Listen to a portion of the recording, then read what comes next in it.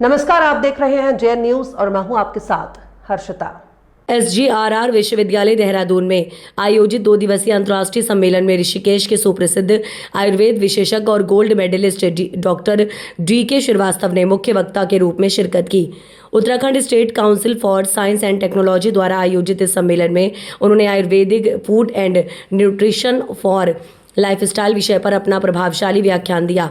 अपने संबोधन में डॉक्टर श्रीवास्तव ने चेतावनी देते हुए कहा कि वर्तमान में मधुमेह, उच्च रक्तचाप, मोटापा और हृदय रोग जैसी बीमारियां महामारी की तरह बढ़ रही हैं। उन्होंने स्पष्ट किया है कि इन रोगों की जड़ असंतुलित आहार, तनाव और प्रकृति विरोधी जीवन शैली है। डॉक्टर श्रीवास्तव ने कहा कि आयुर्वेद में आहार केवल पेट भरने का साधन नहीं, बल्कि रोग निवारण की प्रथम औषधि है। यदि व्यक्ति अपने प्रकृति, वात, पित्त, कफ के अनुसार आहार लेना शुरू कर दे तो मधुमेह और मोटापे जैसी बीमारियां स्वतः नियंत्रित हो सकती हैं। दरअसल आपको बता दें कि डॉक्टर श्रीवास्तव ने आयुर्वेदिक पोषण प्रणाली और आधुनिक पोषण विज्ञान के समन्वय पर बल देते हुए 3 मुख्य बिंदु साझा किए। सही पोषण शरीर के दोषों को संतुलित कर अंतःकरण को स्वस्थ रखता है, अंतःकरण को स्वस्थ रखता है। रोगों को जड़ से मिटाने के लिए आहार के साथ साथ विहार, व्यायाम, प्राणायाम, उचित निद्रा और मानसिक संतुलन अनिवार्य है। सम्मेलन का शुभारंभ डॉक्टर DK श्रीवास्तव के साथ जर्मनी से आई लिया गार्डल संस्कृत विश्वविद्यालय के कुलपति प्रोफेसर डॉक्टर रमाकांत पांडे, भारतीय चिकित्सा परिषद के रजिस्ट्रार नर्मदा गोसाई सहित कई लोगों ने दीप प्रज्वलित कर किया। इस सम्मेलन में जर्मनी, दुबई, अमेरिका और कनाडा जैसे देशों के प्रतिनिधियों ने हिस्सा लिया।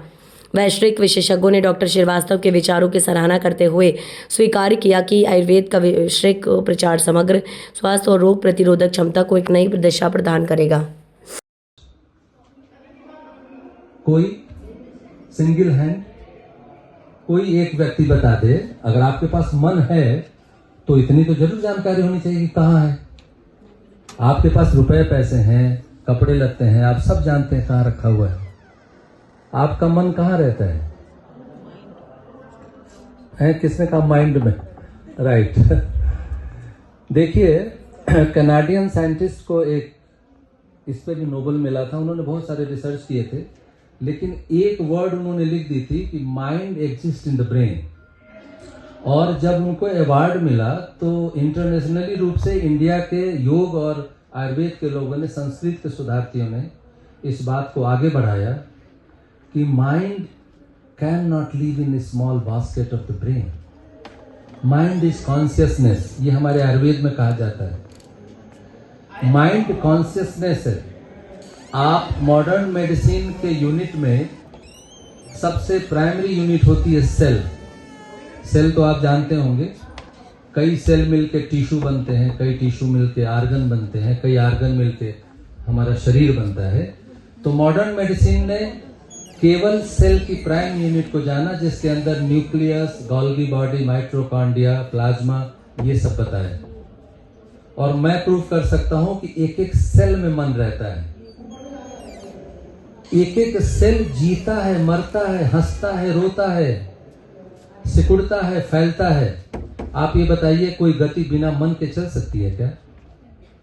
तो उन्होंने 1.5 साल बाद एपोलाइज किया, जो नोबेल प्राइज कमेटी स्वीडन की स्टॉकहोम में है, कि I was wrong, mind is so vast thing, it can not stuck in a small basket of the brain.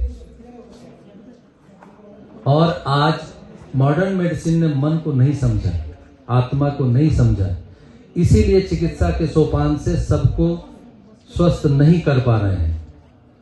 लेकिन आयुर्वेद के मनीषियों ने इस बात को समझा और ये बताया कि आयुर्वेद केवल चिकित्सा का स्रोत नहीं है, ये जीवन जीने की कला है। आप सुबह उठते हैं और रात में सोते हैं, इसके